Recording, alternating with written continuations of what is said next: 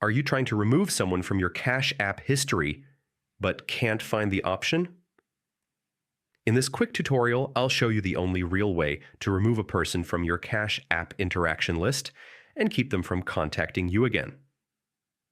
First, let's clear up a common misconception. You can't actually delete individual transactions or wipe your Cash App history while keeping your account active.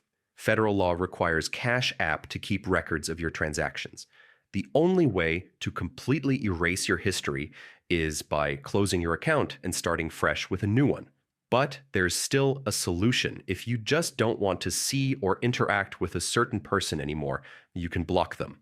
Blocking removes them from your recent interaction list and stops them from sending you money requests or payments. Here's how you do it. Open the Cash App on your phone. Tap the Activity tab. That's the little clock icon at the bottom of the screen. Find and select any transaction you've had with the person you want to block. Then tap the three dots in the top right corner to view their profile. Scroll to the bottom of their profile page and tap Block.